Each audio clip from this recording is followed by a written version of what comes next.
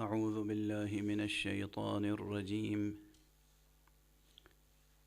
بسم الله الرحمن الرحيم. الحمد لله رب العالمين،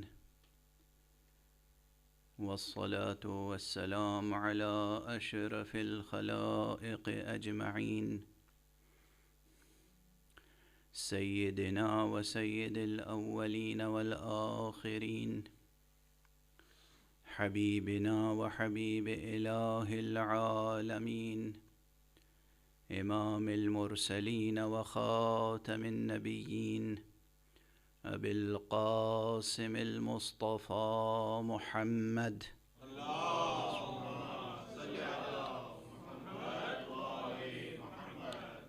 وعلى أهل بيته الطيبين الطاهرين الهداة المهديين المعصومين المظلومين، واللعنة الدائمة على أعداء الحق والدين.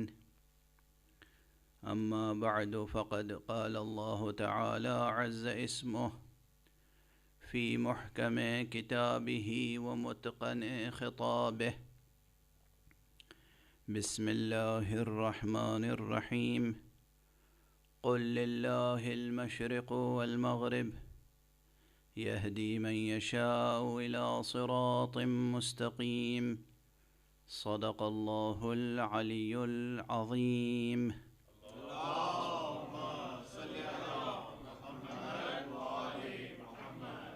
ایک اور بلند تر صلوات پڑھیں.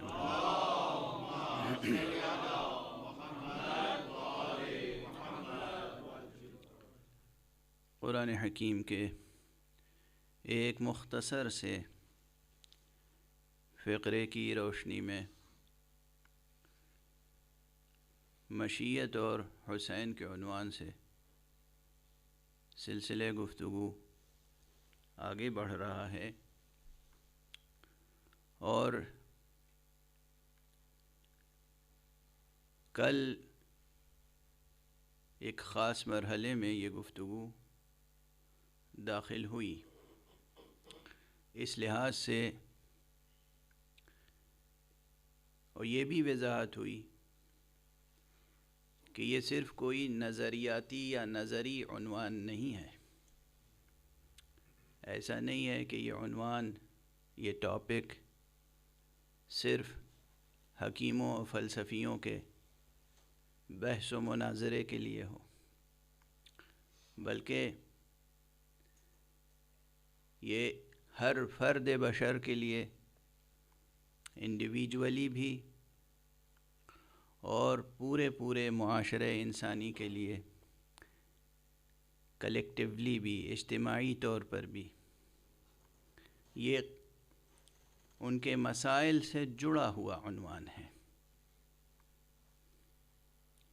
اور اس موضوع سے، یعنی خصوصیت کے ساتھ عنوان مشیت سے، فلسفہ جبر کا استفادہ کرنے والے مغرض ہیں، غرض مند ہیں، حق پرست نہیں، نفس پرست ہیں.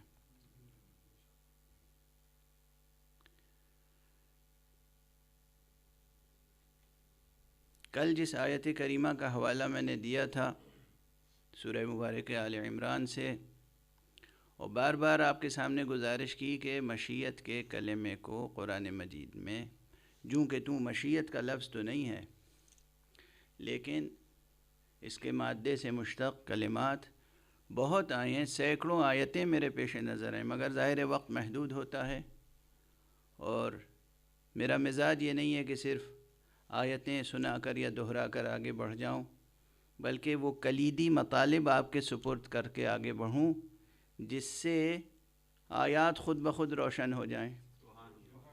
جب آپ آیتوں کی تلاوت فرمائیں، جب آپ ترجمے پر نظر ڈالیں، جب آپ تفسیر پر نظر ڈالیں، تو وہ کلید مطلب آپ کے ہاتھ میں ہو کہ ابہام اور اشکال سے بچ جائیں. اس میں سب سے بڑی جو کلید ہے وہ ہے صنعت التفات. یہ یاد رکھیے گا، صنعت التفات، اسلوب التفات. اس پر پھر گفتگو ہوگی، لیکن یہ یاد رکھیں کہ ملک کا کلمہ اقتدار الہی کے لیے استعمال ہوتا ہے، ملک. اور یہ جو فرمایا گیا کہ اللہم قل اللہم مالک الملک تؤتی الملک من تشاء وتنزع الملک ممن تشاء وتعز من تشاء وتذل من تشاء.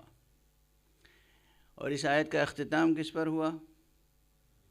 بیدک الخیر انک علی کل شیء قدیر. وہ ہر شے پر قدرت رکھتا ہے، اس کا ملک، اس کا اقتدار، اس کی قوت، اس کی سلطنت، اس کا سلطان ہر شے پر قائم ہے. اور اسی لیے اگر کوئی شخص خود اس نظام کائنات میں تھوڑی سی قوت و قدرت پیدا کر لے اپنے زعم ناقص میں، تو نعوذ باللہ ملک و ملکوت الہیہ میں کوئی خلل واقع نہیں ہوتا، وہ کسی بھی اعتبار سے شریک کار باری نہیں بن سکتا. اور خود جب حق سبحانہ و تعالیٰ بھی کسی کو عطا کرے تو وہ شریک باری تھوڑی ہو جائے گا. شریک تو وہ ہوگا، شریک تو وہ ہو سکتا ہے کہ جو واقعاً اقتدار میں پھر خلل واقع کرے.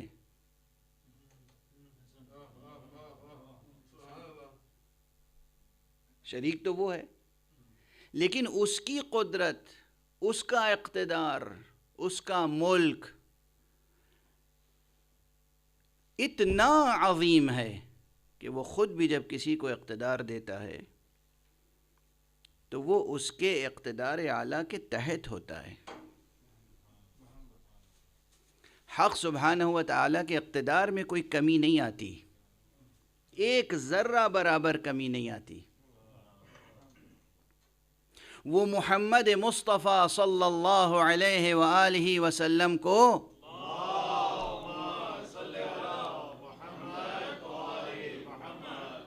جب اعلان فرماتا ہے مثلاً کہ ہم نے تمہیں اے مصطفیٰ سب کچھ عطا کر دیا، انا اعطیناک الکوثر، ہم نے تمہیں سب کچھ عطا کر دیا. سب کچھ عطا کرنے کے بعد بھی وہ سب کچھ پر قادر رہتا ہے. ایسا نہیں کہ عطا کر دیا تو اب اس کا اقتدار ختم ہو گیا، اس کا اقتدار محدود ہو گیا، کچھ چیز اس کے اقتدار سے نکل گئی، اب وہ اس کے اقتدار میں نہیں ہے. ایسا نہیں ہے، مصطفیٰ بھی اس کے اقتدار میں ہیں، اور مصطفیٰ کو جو کچھ دیا وہ بھی اس کے اقتدار میں ہے. یہ جو نظام ہے اسے بہت تأمل و تدبر کے ساتھ، تفکر کے ساتھ سوچنے سے تعلق رکھتا ہے کہ حق سبحانہ و تعالیٰ جب کسی کو اقتدار دیتا ہے، اور جب وہ اقتدار دیتا ہے تو اس کے عطا کیے ہوئے اقتدار کا نام ہی ولایت ہے. وہ جب کسی کو اقتدار دیتا ہے تو اس کا نام ہے ولایت. بار بار میں آپ حضرات کے سامنے گزارش کر چکا ہوں، اور یہ چیز ہر فرد مسلم کے ذہن میں راسخ ہو جانی چاہیے. پھر عرض کروں درد مندی کے ساتھ، یعنی آپ سوچئے کہ مطالب جو ہیں جب بیان کر دیجئے تو لوگ سمجھتے ہیں یہ تو سامنے کی بات ہے، کون سی بڑی بات ہے. لیکن جب تک وہ بات بیان نہ کیجئے تو لوگوں کی سمجھ میں نہیں آتی. 1400 برس گزر گئے، ترجمے ہو رہے ہیں قرآن کے، تفسیریں لکھی جا رہی ہیں قرآن کی، اور ایک سے ایک مفسر، مفکر، ہر ایک نے اپنے اپنے نقطۂ نظر سے تفسیریں لکھیں. یعنی کسی نے ادبی نقطہ نظر سے تفسیر لکھی اور اس میں خوب ادبی نقطہ پردازیاں کیں، نحوی، صرفی، بلاغی، قرآن کی فصاحت و بلاغت پر روشنی ڈالنے کے لیے خوب داد علم، داد فن دینے کی کوششیں کی۔ کچھ نے فکری عنوان سے، فلسفیانہ اور حکیمانہ عنوان سے قرآن مجید کی تفسیریں کیں، اور اس میں فلسفیانہ مسائل کو بار بار یا کلامی مسائل کو، علم کلام کو بار بار پیش کیا۔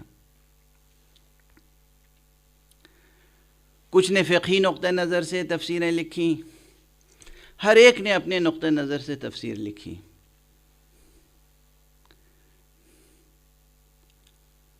اور 20ویں صدی میں قدم رکھنے کے بعد مرحوم مولانا سید ابو الاعلیٰ مودودی نے تفسیر اردو میں بہت یادگار تفسیر لکھی، جس کا عربی میں بھی ترجمہ ہوا ہے اور انگریزی میں بھی ترجمہ ہوا ہے، مختلف زبانوں میں ترجمہ ہوا ہے۔ اور اس میں انہوں نے تفسیر کے شروع میں ایک مقدمہ قائم کیا اور اس میں سوال قائم کیا کہ قرآن مجید اگر کوئی کتاب ہے تو بحیثیت کتاب اس کا کوئی ایک موضوع ہوگا۔ سوال یہ پیدا ہوتا ہے کہ وہ موضوع کیا ہے؟ یعنی 1400 برس کے بعد، اور فرما رہے ہیں آپ ذرا اس فہم قرآن کی اس رفتار اور اس مسافت پر نظر ہے آپ کی؟ قرآن نازل ہوا، اس نے ایک ملت کی تعمیر کی، ایک عالم کو تسخیر کیا۔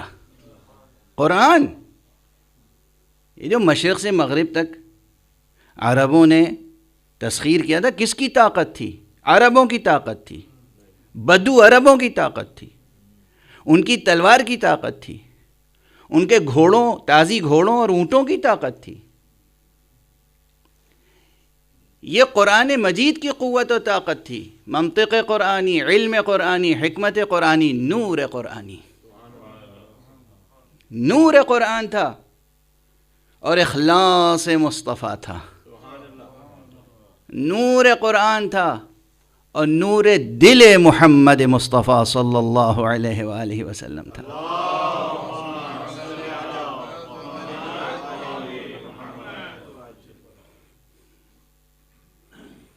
کہ ایک عالم کی تسخیر ہوئی اور پھر عروج ہوا ایک امت کو، اور پھر زوال ہوا، اور اس کے بعد عروج و زوال جزئی طور پر ہوتا رہا، اور اب 20ویں صدی میں یہ سوال پیدا ہوا، طے کیا جائے کہ اگر یہ کوئی کتاب ہے تو اس کا موضوع بھی کوئی ہوگا۔ سبحان اللہ، میں کہوں سبحان اللہ، آپ کہیے اللہم صلی علی محمد۔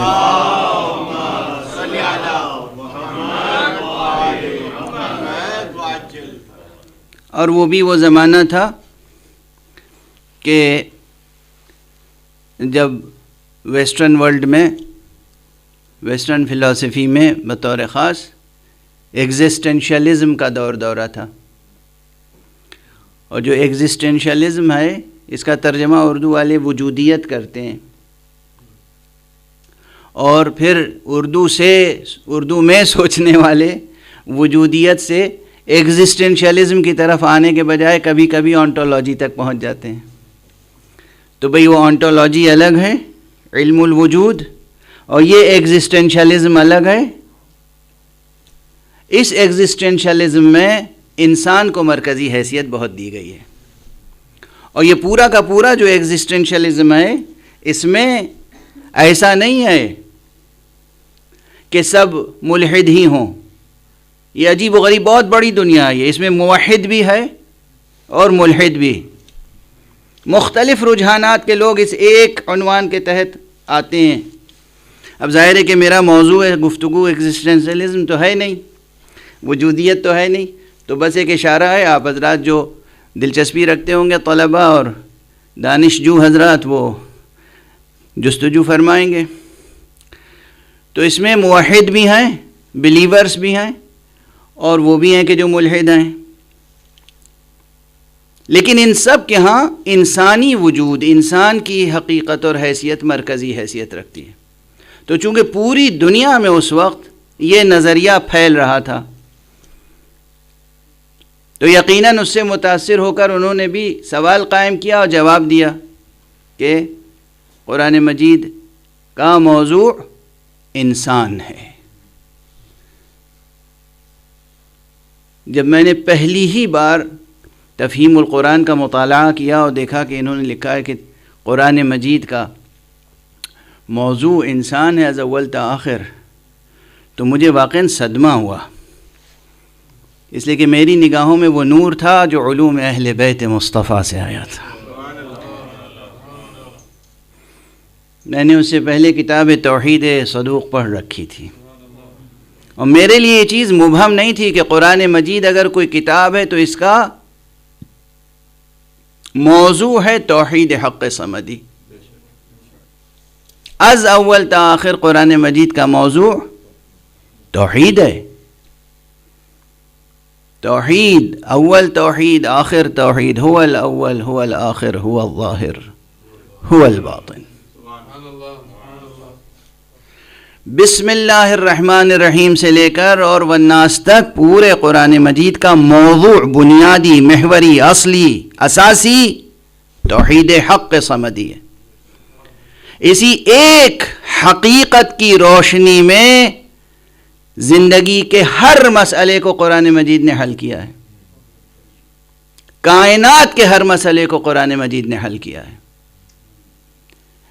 انفرادی زندگی کے مسائل سے لے کر، عائلی زندگی کے مسائل سے لے کر اور اجتماعی زندگی کے مسائل تک، ہر مسئلے کو قرآن مجید نے ایک ہی حقیقت کی روشنی میں حل کیا ہے۔ وہ حقیقت ہے حقیقت توحید، توحید صمدی، توحید حق۔ بات جب بیان کر دیجئے تو بالکل سامنے کی معلوم ہوتی ہے، لیکن بہرحال مولانا مودودی کی تفہیم القرآن تک تو سامنے کی نہیں تھی۔ وہ تو یہی فرما گئے اور لکھ گئے کہ قرآن مجید کا بنیادی موضوع انسان ہے۔ اور ہمارے یہاں میں مکرر کیوں اس بات کو عرض کر رہا ہوں کہ 1400 برس کی مسافت، اتنا زمانہ اور اتنے مفسرین، سب نے تفسیریں لکھی، ترجمے لکھے، مگر موضوع، کتاب کے موضوع کے تعین میں اتنا بڑا اشتباہ، خدا کو بھول کر خدا پرستی سے نگاہیں ہٹ کے خود پرستی میں اس قدر ملوث ہو گئیں۔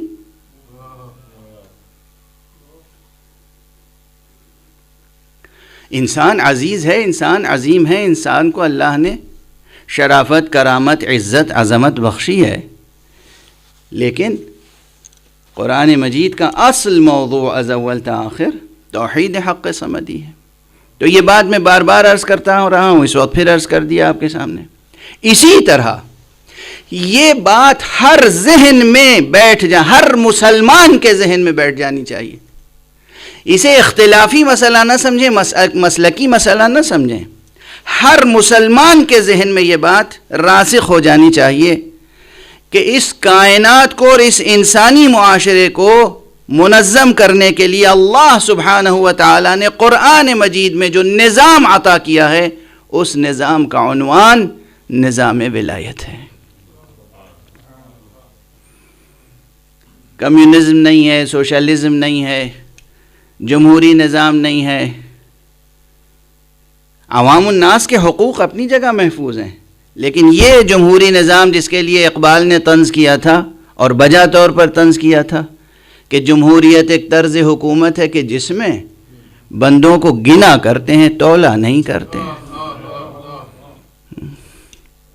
تو ہمارا جو جمہوری نظام ہے، یہ جمہوری نظام ناقص تو ہے،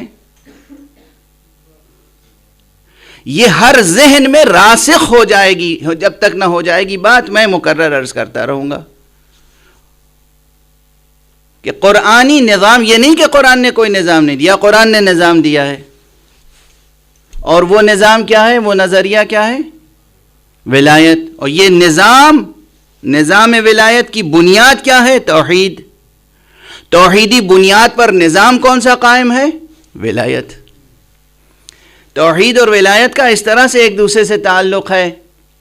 اور میں اب عرض کروں ایک جملہ، توحید اور ولایت کے اسی تعلق کو بیان کرنے کا نام نبوت ہے۔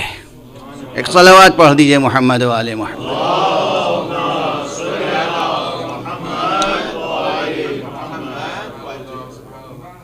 توحید اور ولایت کے اسی ربط اور رشتے کو بیان کرنے کا نام رسالت ہے۔ رسالت رسالت رسالت رسالت کا کیا؟ اب لوگ کہیں گے دیکھیے غلو کر گئے، غلو کر گئے۔ کیسا غلو؟ انبیاء کے آنے اور مرسلین کے تشریف لانے کا مقصد کیا تھا؟ غرض و غایت کیا ہے؟ کیا غرض و غایت ہے؟ تاکہ انسانی معاشرہ منظم ہو، اللہ سبحانہ و تعالیٰ کے بتائے ہوئے قوانین کے مطابق منظم ہو۔ اللہ نے جس فطرت عالیہ کے ساتھ انسان کو خلق فرمایا ہے، جس بلند فطرت پہ خلق فرمایا ہے، اگر اس فطرت کے کچھ اسرار، کچھ رموز، کچھ متون غامض رہ گئے ہیں، ان کی قراءت نہیں کر پا رہے ہیں، سمجھ نہیں پا رہے ہیں، واضح نہیں کر پا رہے ہیں، منکشف نہیں کر پا رہے ہیں، تو نبی کا کام یہ ہے کہ وہ اس کی وضاحت کرے، غرض خلقت بھی سمجھائے اور پھر آداب زیست بھی سکھائے، بتائے کہ تم کس طریقے سے اپنی زندگی کو منظم کرو، کس طریقے سے جہاں سے آئے ہو تمہیں وہاں واپس جانا ہے، تو کیا منہ لے کے واپس جاؤ گے؟ کیسے واپس جاؤ گے؟ کن آداب کے ساتھ؟ کیا کچھ ساتھ لے کے جانا ہے تمہیں؟ تو غرض بعثت انبیاء کیا ہے؟ کہ انسان کو انسانی طرز زندگی، الہی طرز زندگی، اسے تعلیم فرمائے، انسان کو منظم ہو کر تمام اہداف و مقاصد الہیہ کی تکمیل کے آداب اور اسلوب سکھائے، طریقہ کار سکھائے۔ اور میں عرض کر رہا ہوں کہ منظم کرنے کا طریقہ کیا ہے، نظام کیا ہے؟ وہ نظام ولایت ہے۔ اس کے معنی ہے کہ ہر رسول نے آنے کے بعد ولایت الہیہ سے متعارف کرانا چاہا، اور یہ اتنی سادہ حقیقت ہے کہ اگر یہ بات سمجھ میں آ جائے تو وہ آیت روشن ہو جائے گی کہ جب میدان غدیر میں مقام ختم نبوت نے مقام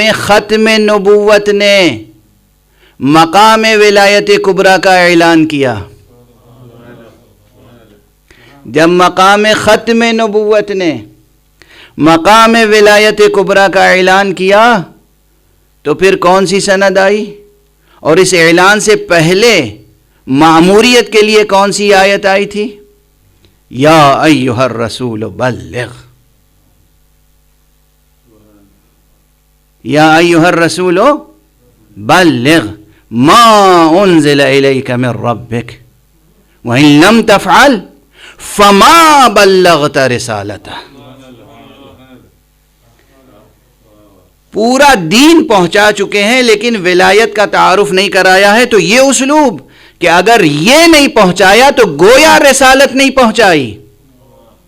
اب اگر یہ آیت سامنے ہو تو اس فقیر کا یہ جملہ کیا مبالغہ آمیز جملہ ہے کہ رسالت نام ہی ہے توحید اور ولایت کے رشتے کے اعلان کا۔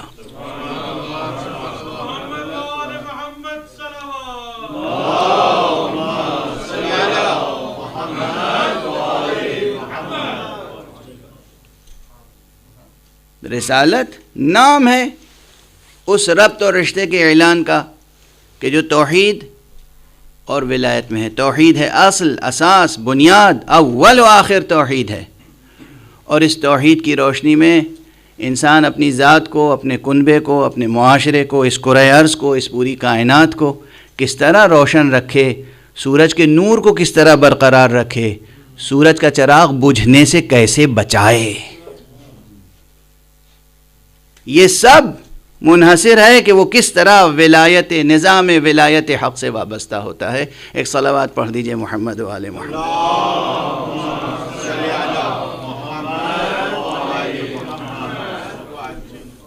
میں نے ابھی ایک جملہ آپ کے سامنے عرض کیا کہ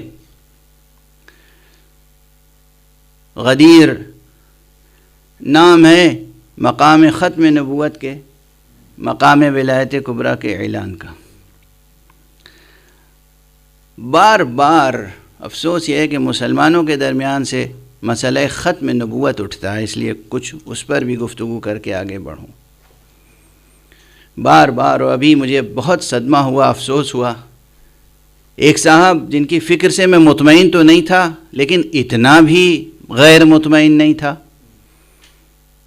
ان کا بیان آیا ہے، ان کو بہت دانشور و مفکر اور عالم اور دین شناس اور اسلام شناس کے عنوان سے سمجھا جاتا تھا،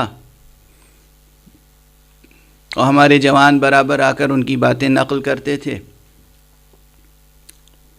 اب معلوم ہوا کہ انہوں نے حقیقت ختم نبوت کے تعلق سے کچھ ایسی بات کہی ہے جو بہرحال درست نہیں ہے۔ میں تو خیر، میں نے عرض کیا نا کہ میں ان سے بہت مطمئن نہیں تھا، بہت نامطمئن بھی نہیں تھا، لیکن اتنا نامطمئن نہیں تھا، ان سے یہ توقع نہیں تھی کہ وہ مقام ختم نبوت کے تعلق سے ایسے بیانات دیں گے۔ بہرحال خدا ان کی ہدایت فرمائے۔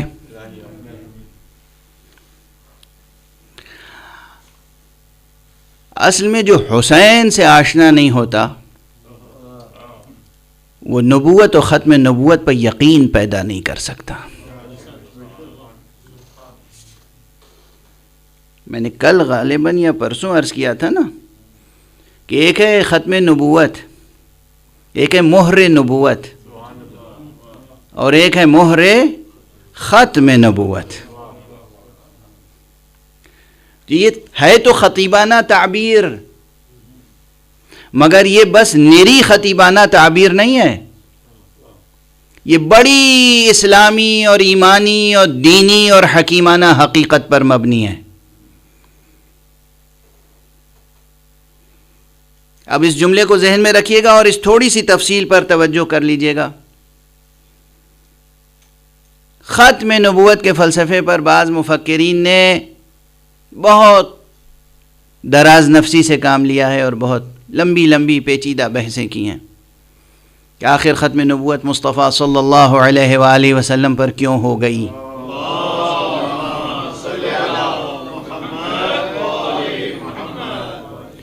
حضور پر محمد ابن عبداللہ، یہ در یتیم عبداللہ، در یتیم آمنہ، چراغ خانہ ابو طالب، شمع آستانہ عبد المطلب، اس فرد فرید پر، اس محمد محمود پر کیوں ختم ہو گئی نبوت؟ تو دو سوال، یوں تو سوالات شاخ در شاخ ظاہر ہے کہ بہت ہو سکتے ہیں، لیکن دو سوال ہو سکتے ہیں کہ اولاً ختم کیوں ہوئی، دوسرے یہ کہ ختم ہونے کے معنی کیا ہیں، کس لحاظ سے ختم ہوئی۔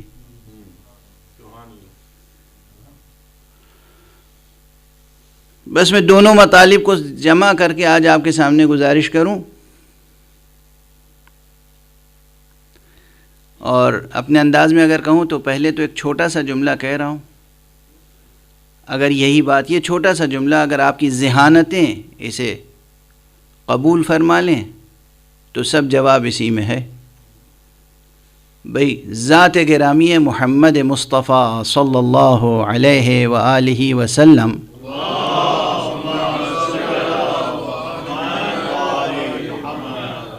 پر نبوت ختم اس لیے ہوئی کہ شروع بھی انہی سے ہوئی تھی۔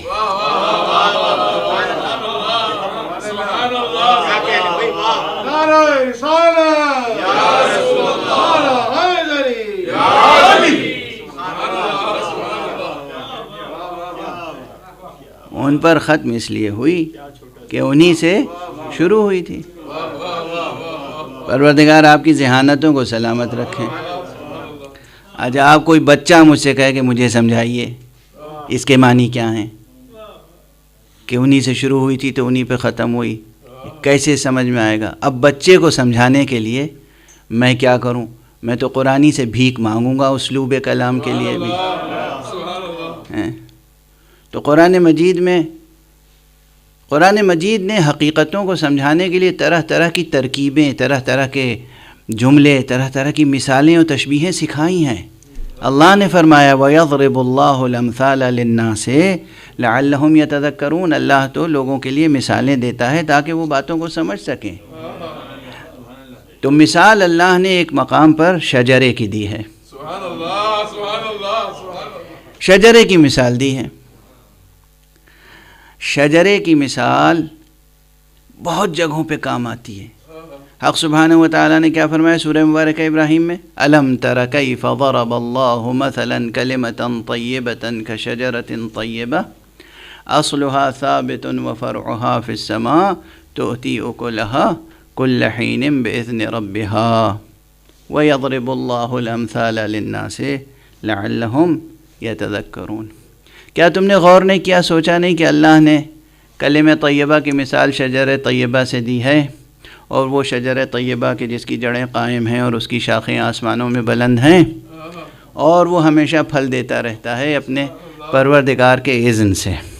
اب یہاں سے میں شجرے کی تشبیہ مستعار لیتا ہوں، اور جب کوئی بھی بچہ یا بچکانہ ذہن رکھنے والا پوچھے گا کہ اس کے کیا معنی ہے کہ ختم ہوئی نبوت ان پر اس لیے کہ انہی سے تو شروع بھی ہوئی تھی، تو میں پوچھوں گا درخت کس سے شروع ہوتا ہے؟ کہاں سے شروع ہوتا ہے؟ کسی درخت کا آغاز کہاں سے ہوتا ہے؟ ایک چھوٹا سا بیج وہاں سے شروع ہوتا ہے۔ یہ بیج، اس میں سے اکھوا پھوٹتا ہے اور پھر وہ بلند ہوتا ہے اور پھر تنا بنتا ہے اور شاخیں پیدا ہوتی ہیں اور پتیاں آتی ہیں، پھر اس میں کلیاں آتی ہیں، پھر پھول آتے ہیں، پھر پھل آتا ہے، اور پھل جب اپنے انجام تک پہنچتا ہے تو پھر وہ بیج پیدا ہوتا ہے۔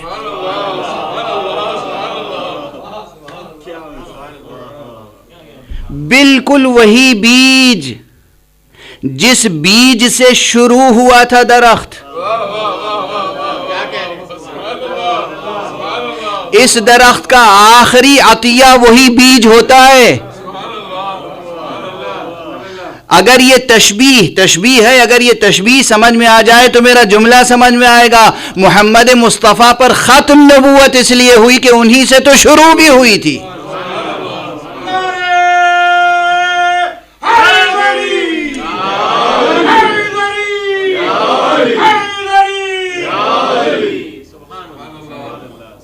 یہ تشبیہ ذہن میں رکھیں، اور پھر حضور علیہ الصلاۃ والسلام کا وہ ارشاد گرامی ذہن میں رہے، کنت نبیا وآدم بین الماء والطین، میں تو اس وقت بھی نبی تھا جب آدم آگ و گل کے درمیان تھے۔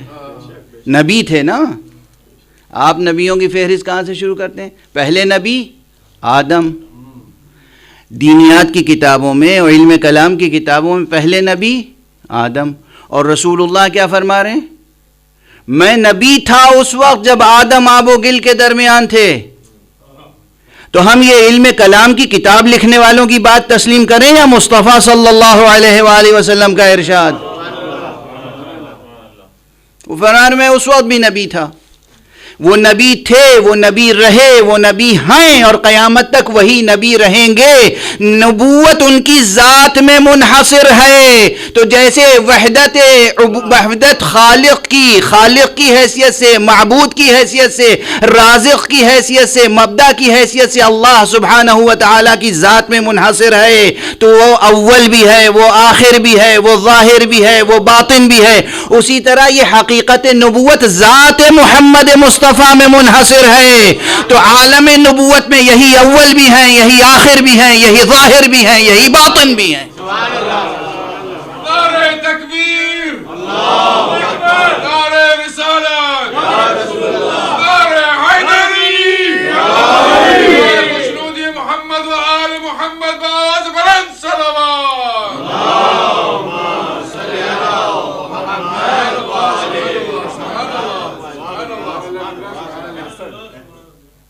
خالق ہونے کی حیثیت سے، معبود ہونے کی حیثیت سے، رازق ہونے کی حیثیت سے، ہر شے کا مبدأ ہونے کی حیثیت سے حق سبحانہ و تعالیٰ کی ذات گرامی اول و آخر ہے۔ حقیقت نبوت اول و آخر ذات مصطفیٰ میں منحصر ہے۔ اب ظاہر ہے یہ باتیں ان کی سمجھ میں نہیں آئیں گی جو عرفانی ذوق نہیں رکھتے ہیں، اسی لیے میں عرض کرتا ہوں کہ علم کلام کے گلی کوچوں میں حیران و ششدر گردش کرنے والے علم عرفان کے آسمانوں سے بے خبر ہیں، معرفت کا بھی ذوق پیدا کریں۔ ہاں وہ جو عرفان کے مدعی ہیں اور حرف باطل کہتے ہیں وہ الگ ہیں، ہم بھی ان کو رد کرتے ہیں، لیکن جب تک اس کائنات کا جسے ورلڈ ویو کہتے ہیں نا،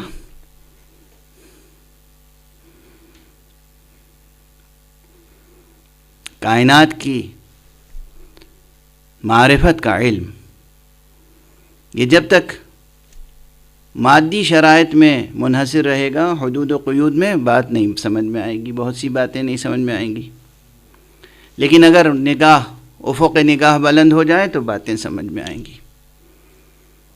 تو بہرحال ایک جملہ تو یہ ذہن میں رکھیں کہ ختم نبوت ختم ہوئی۔ ختم کے معنی صرف مہر کے نہ لیں خدا را،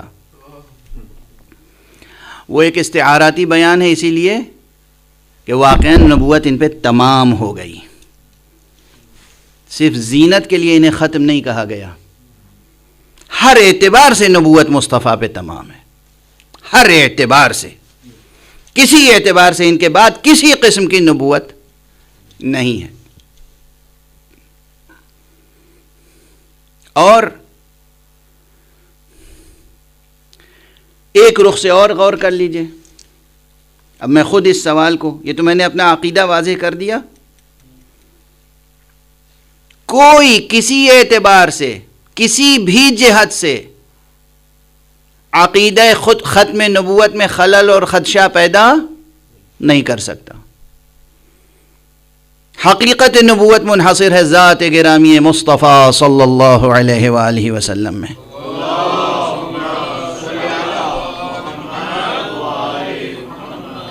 لیکن اب سمجھنے اور سمجھانے کے لیے تھوڑی دیر میرے ساتھ طالب علمانہ انداز سے بچوں کی طرح سوال جواب کریں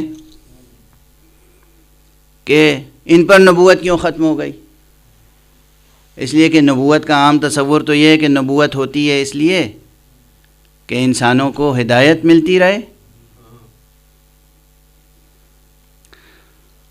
اور انسانی کارواں تو رواں دواں ہیں، ابھی چل رہا ہے، اور کب تک چلے گا ابھی معلوم نہیں۔ کوئی نجومی، کوئی ایسٹرولوجر یہ نہیں بتا سکتا کہ کس تاریخ کو قیامت آ جائے گی۔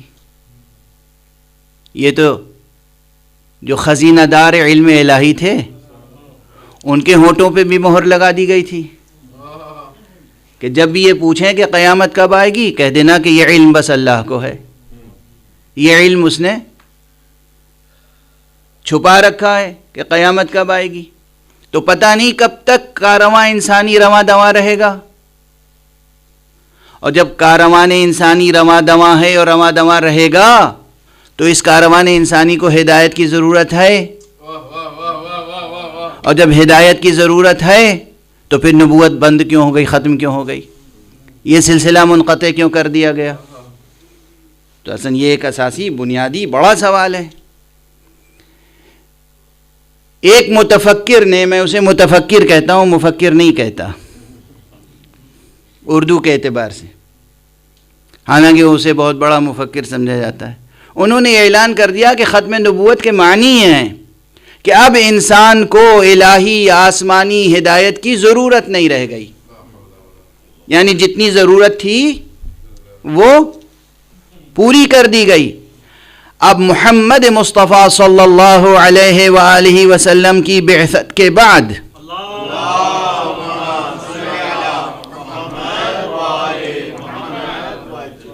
انسان کو اب آسمانی ہدایت کی، الہی ہدایت کی کوئی ضرورت باقی نہیں رہ گئی، اور جب ضرورت باقی نہیں رہ گئی تو پھر نبوت ختم کر دی گئی، یہ انسٹیٹیوشن ختم کر دیا گیا، کیونکہ اب اس کی ضرورت نہیں ہے۔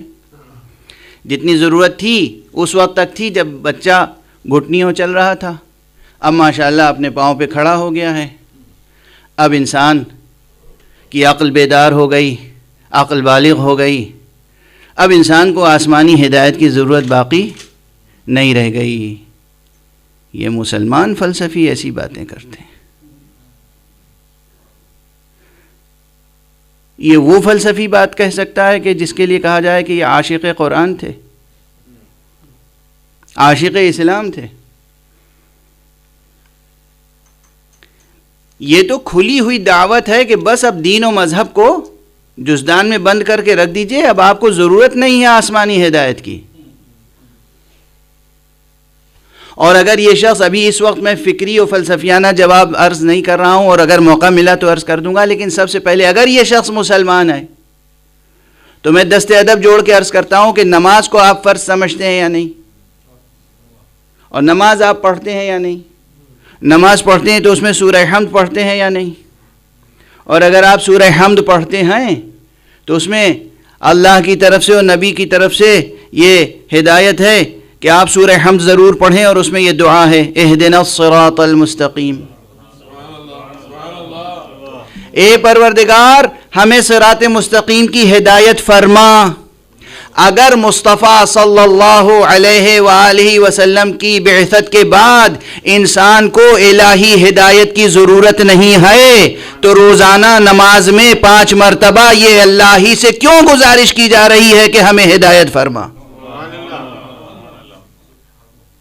واضح ہے؟ تو یہ تو دینی، مذہبی اور قرآنی جواب ہے کہ آپ کو سکھایا گیا کہ آپ نماز میں یہ کہیں پروردگار ہدایت فرما، پروردگار ہدایت فرما۔ اب یہاں 2 ہی راہیں ہیں، یا سورہ حمد پڑھیں، اس آیت کو پڑھیں اور اپنے اس نظریے سے توبہ کریں کہ ہمیں آسمانی ہدایت کی ضرورت نہیں ہے، اب ہمیں آسمانی ہدایت کی ضرورت نہیں ہے، اور یا پھر یہ پڑھیں تو اس کا یہ ترجمہ نہ کریں کہ پروردگار ہمیں ہدایت فرما، یہ ترجمہ کریں پروردگار ہمیں ہدایت پر ثابت قدم رکھ۔ غور فرما رہے ہیں آپ؟ اب تھوڑی سی گفتگو اور آگے بڑھا لی جائے۔ میں خود سوالات قائم کر رہا ہوں۔ کاروان انسانی تو جاری و ساری ہے، اور انسان کو ہدایت کی ضرورت ہے بالوجدان۔ ہر فرد اپنی نفس کا جائزہ لے، ہمیں کتنے ملتے ہیں مختلف ادیان سے، مختلف علاقوں سے۔ یہ لباس پہن کے جب سفر کرتا ہوں، ایئرپورٹس پر، فلائٹ میں، مختلف پبلک پلیسز پر، کوئی کالا، کوئی گورا، کوئی پیلا آ جاتا ہے، کوئی چین کا ہے، کوئی افریقہ کا ہے، کوئی مشرق کا ہے، کوئی مغرب کا ہے، اور محسوس ہوتا ہے کہ اس کی روح تشنا ہے، اور وہ سوالات کرتا ہے اپنی روحانی پیاس بجھانے کے لیے۔ اکثر یہ ہوتا ہے تجربہ سفر میں، اور یوں بھی سوالات ہوتے ہیں۔ تو وجداناً ہم دیکھ رہے ہیں کہ انسان کی روح پیاسی ہے، ہم دیکھ رہے ہیں کہ انسان کو ہدایت کی ضرورت ہے۔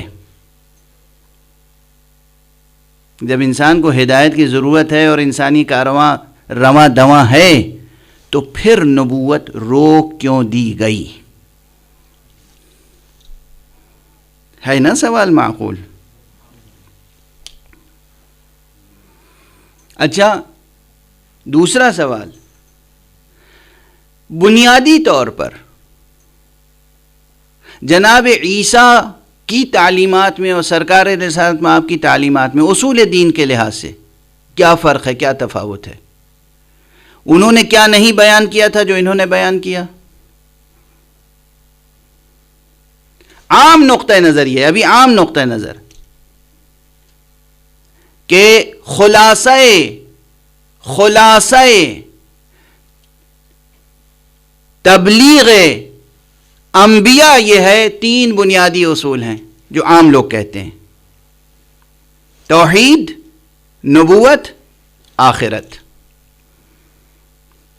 تو کیا جناب عیسیٰ نے توحید، نبوت اور آخرت کا پیغام نہیں پہنچایا تھا؟ پہنچایا تھا۔ تو ان پر نبوت ختم کیوں نہیں ہو گئی؟ اس لیے کہ بظاہر تو محمد مصطفیٰ صلی اللہ علیہ وآلہ وسلم نے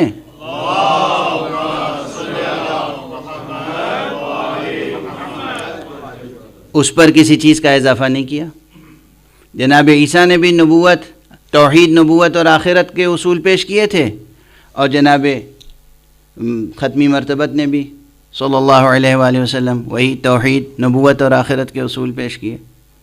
اور جناب عیسیٰ سے پہلے جناب موسیٰ نے کیا پیش کیا تھا؟ وہی توحید، نبوت، آخرت۔ جناب عیسیٰ سے پہلے جناب ابراہیم نے کیا پیش کیا تھا؟ وہی توحید، نبوت، آخرت۔ تو جناب ابراہیم پہ کیوں نہیں نبوت ختم ہو گئی؟ جناب نوح نے کیا پیش کیا تھا؟ اس کے علاوہ کچھ پیش کیا تھا؟ توحید، نبوت، آخرت، اصول دین کے مرحلے میں۔ خود جناب آدم توحید، اگر وہ نبی تھے اور تھے تو توحید، نبوت اور آخرت کی حقیقت تو انہوں نے بھی پیش کی، تو انہی پہ نبوت ختم کیوں نہیں ہو گئی؟ بڑھی ہی کیوں آگے؟ تو مسئلہ ختم نبوت کا ہے تو پیچیدہ ذرا نظر آ رہا ہے یہاں پر، اور انشاءاللہ گزارش کرتا رہوں گا۔ لیکن ایک بات مشیت متعلق ہوئی، سبحان اللہ، سبحان اللہ، سبحان اللہ، مشیت متعلق ہوئی یہاں پر کہ یہ نبوت کا سلسلہ اتنے دنوں تک جاری رہے جتنے دنوں تک وہ کارواں سامنے آ جائے ابھر کے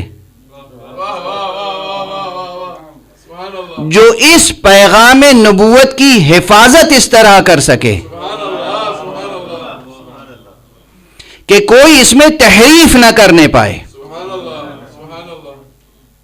یعنی اب میں اپنے انداز میں ایک جملہ تیزی سے کہہ دوں، چونکہ وقت گزر گیا ہے اور اب تفصیل پیش کرنے کے لیے نہ وقت ہے اور نہ میرے اندر سکت ہے، تو میں یہ عرض کر دوں کہ حقیقت اگر یہی تین ہے، نبوت، توحید، نبوت اور آخرت، توحید، نبوت اور آخرت، توحید، نبوت اور آخرت، تو ہم دیکھتے ہیں کہ آدم علیہ السلام سے لے کر اور عیسیٰ علیہ السلام تک ہر نبی نے پیش یہی کیا، مگر ہر نبی کی زندگی ہی میں یا اس کے وصال کے فوراً بعد اس کی امت میں توحید کا عقیدہ مسخ کر دیا گیا، بت پرستی شروع ہو گئی، گوسالہ پرستی شروع ہو گئی، شرک داخل ہو گیا، کفر داخل ہو گیا۔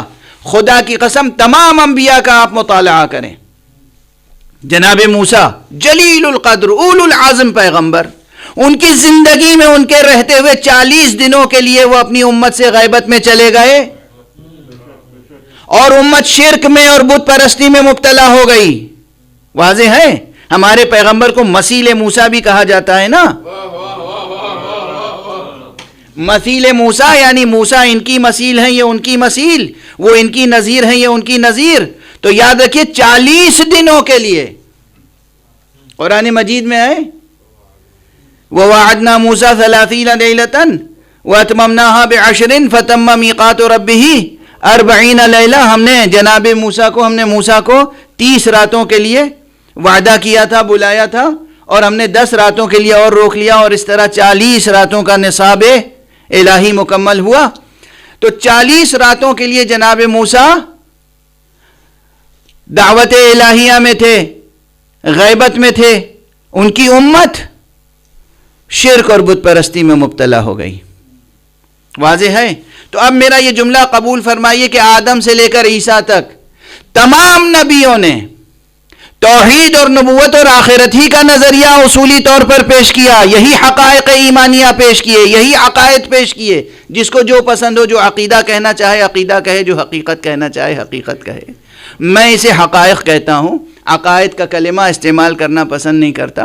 یہ حقائق وجودیہ اور یہ حقائق ایمانیہ پیش کیے تمام نبیوں نے، مگر ہر نبی کی زندگی میں یا اس کے فوراً بعد اس کے دین میں، اس کی ملت میں، اس کی امت میں شرک اور کفر اور بدعتیں داخل ہو گئیں۔ یہ شرف صرف محمد مصطفیٰ صلی اللہ علیہ وآلہ وسلم کو حاصل ہے۔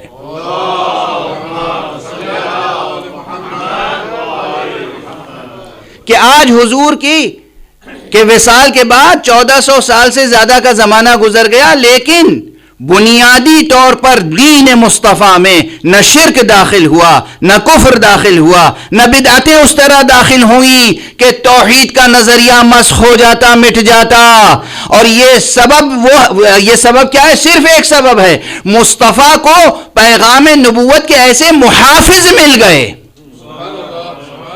جنہیں میں عرض کر رہا ہوں کہ وہ ہیں گویا کہ مہر ختم نبوت۔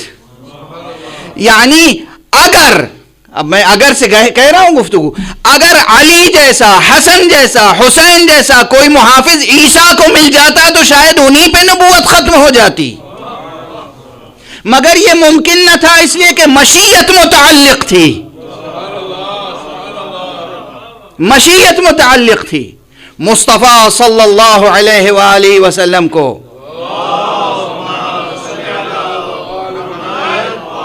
وہ اہل بیت ملے، وہ محافظ ملے نبوت کے، وہ محافظ ملے توحید کے، جن کے رہتے ہوئے ممکن نہیں تھا کہ پیغام نبوت مسخ ہو جاتا، اور اس لیے ان کی حیثیت گویا مہر ختم نبوت کی ہے۔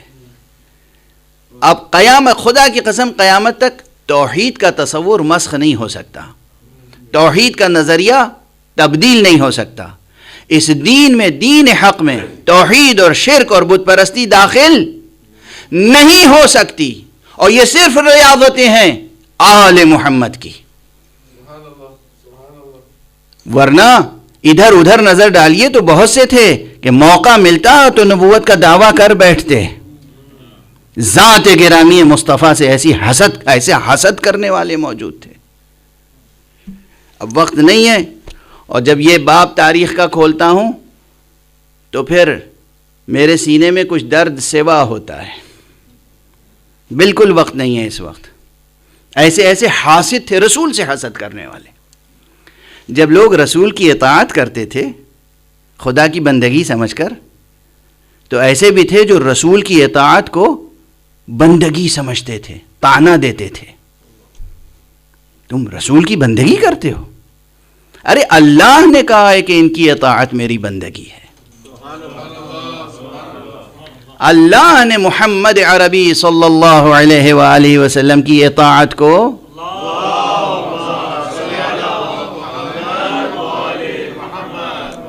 اپنی عبادت قرار دیا ہے، تم ان کی اطاعت کرو، یہی میری عبادت ہے، میں یہ چاہتا ہوں کہ تم ان کی اطاعت کرو، زندگی کے ہر چھوٹے بڑے کام میں ان کی اطاعت کرو، یہی میری بندگی ہے۔ بس وقت گزر گیا، کافی وقت گزر گیا، چونکہ بحث بہت تفصیلی تھی اور بہت سی باتیں چھوڑتے چھوڑتے بھی وقت گزر گیا۔ آج نبوت اور ولایت کی بحث چھڑ گئی، شاید اس میں بھی مشیت تھی، اس لیے کہ آج کربلا کی تاریخ کے حوالے سے ہم اس کا غم اور اس کا ماتم کرتے ہیں۔ تاریخ جس پر متفق ہے کہ یہ شبیہ رسول تھا۔ حضرت امام حسین ابن علی کا وہ بیٹا جس کا نام علی اکبر ہے،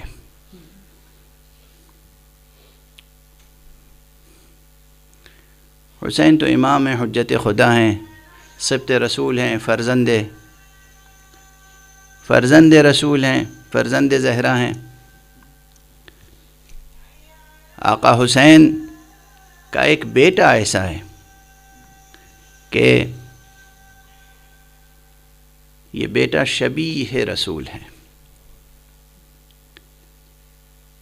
دوست دشمن سب اسے شبیہ رسول کہتے ہیں۔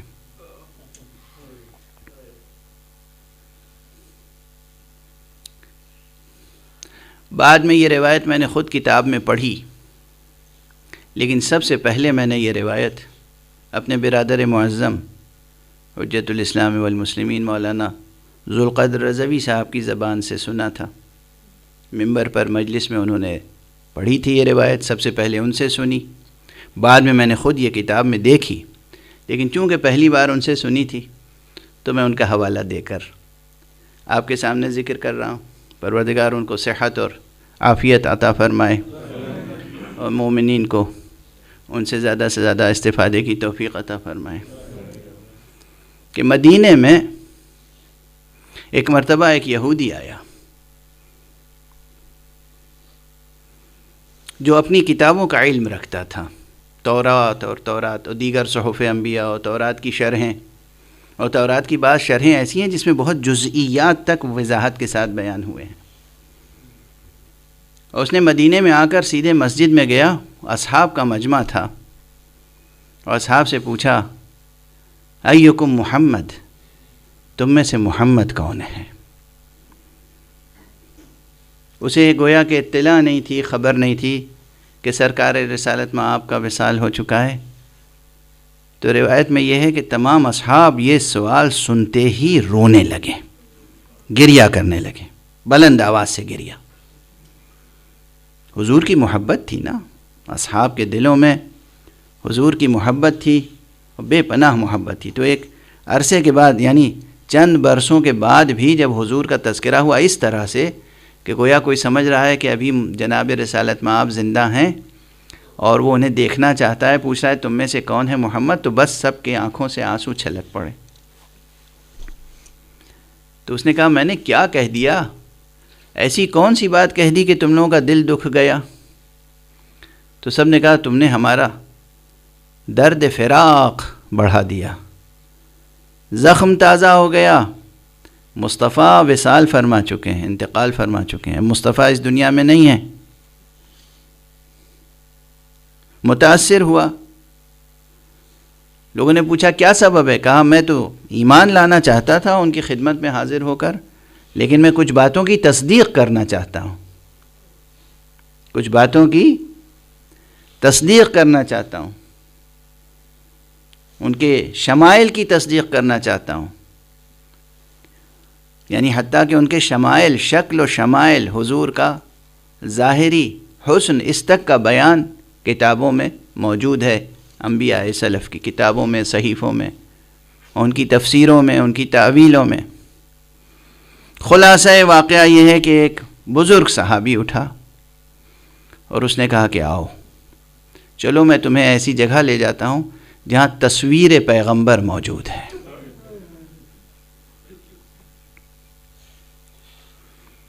کہتے ہیں وہ بوڑھا صحابی کوئی اور نہیں تھا، وہ جابر ابن عبداللہ انصاری تھے۔ حضرت جابر ابن عبداللہ انصاری اس شخص کو لے کر کہاں گئے؟ در حسین ابن علی پر۔ آقا امام حسین کے دروازے پر آئے اور کہا کہ آقا فرزند رسول یہ ایک یہودی ہے اور ایمان لانا چاہتا ہے اور یہ رسول کو دیکھنا چاہتا ہے۔ غور فرمائیے کیسی روایت ہے، یہ رسول کو دیکھنا چاہتا ہے، اور رسول اللہ صلی اللہ علیہ وآلہ وسلم اب موجود نہیں ہیں اس دنیا میں۔ ایک بلند صلوات پڑھ دیجئے محمد۔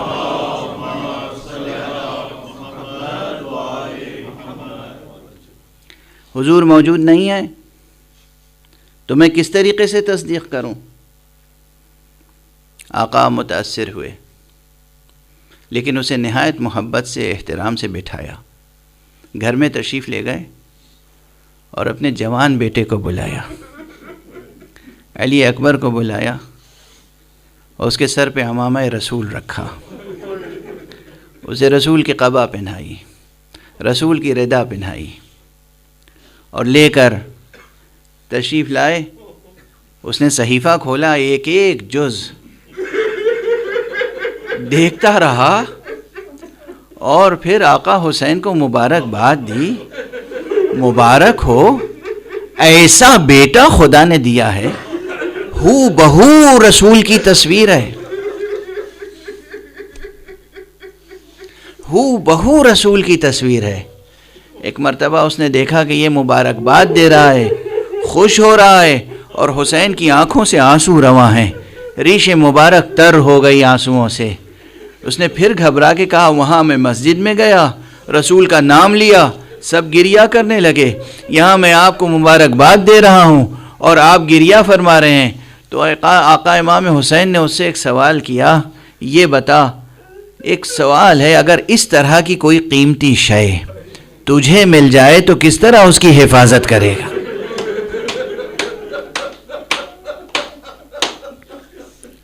اگر تجھے ایسی کوئی قیمتی شے مل جائے، ایسا کوئی قیمتی بیٹا مل جائے، کس طرح اس کی حفاظت کرے گا؟ کہا فرزند رسول ابو عبداللہ میں 7 پردوں میں رکھوں گا، کسی کی نظر بد نہ لگ جائے، کہیں ایسا نہ ہو اسے کوئی ضرر پہنچے۔ وہ بیان کر رہا ہے، گفتگو جاری ہے، مگر آقا حسین کی آنکھوں سے آنسو رواں ہیں، ریش مبارک تر ہو گئی۔ کہا آقا بتائیں تو اس قدر گریہ کرنے کا سبب کیا ہے؟ کہا تجھے معلوم نہیں، یہی جوان بیٹا ہوگا، کربلا کا میدان ہوگا، اور اس کے سینے پر ایک برچھی کا پھل ایسا لگے گا کہ یہ شہید ہوگا، زمین پر ایڑیاں رگڑ رہا ہوگا، اور میں جب پہنچوں گا تو پھر عجب عالم ہوگا، اور اس کے بعد جب میں بھی شہید ہو جاؤں گا تو اس بیٹے کو گھوڑوں کی ٹاپوں سے پامال کیا جائے۔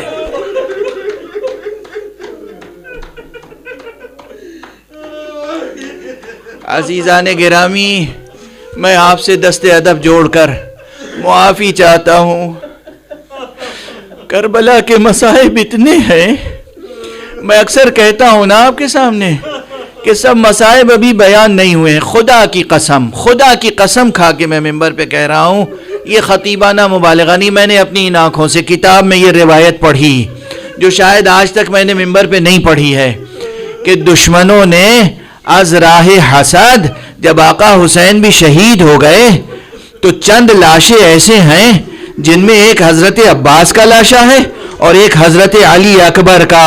صرف یہ نہیں کیا کہ سر قلم کیا ہو، بلکہ پورے جسم کو، اعضائے جسم کو ٹکڑے ٹکڑے کر ڈالا۔ یہی سبب ہے کہ کربلا جائیں تو عباس کی قبر بھی بہت چھوٹی سی ہے، علی اکبر کی قبر بھی آقا حسین کے بائیں پا قدم مبارک کے پاس ایک چھوٹی سی قبر ہے۔ علی اکبر کی قبر یہ چھوٹی سی کیوں بنائی گئی؟ ارے اس لیے کہ جسم کو ٹکڑے ٹکڑے کر دیا گیا تھا، دست و بازو قلم کیے گئے، قدم قلم کیے گئے، سینہ گھوڑوں کی ٹاپوں سے چور چور کیا گیا۔ انا للہ و انا الیہ راجعون، رضا بقضائہ و تسلیما لامرہ۔ پروردگار ہمیں علوم قرآن اور معارف اہل بیت سے آشنا فرما۔ معبود پروردگار ہماری اس عبادت عزا کو قبول فرما۔ پروردگار ہمارے ان آنسوؤں کو رسول خاتم کے زخمی قلب کا مرہم بنا دے۔ پروردگار ہمیں وفاداران مصطفیٰ، وفاداران ختم نبوت میں قرار دے۔ پروردگار ہمیں وفاداران نظام ولایت میں قرار دے۔ پروردگار معبود روئے زمین سے گناہوں کو، سرکشیوں کو مٹا دے، سرکشوں کو مٹا دے۔ پروردگار جو انسانیت کے دشمن ہیں ان کے سائے کو، سایہ نحس کو کوتاہ فرما۔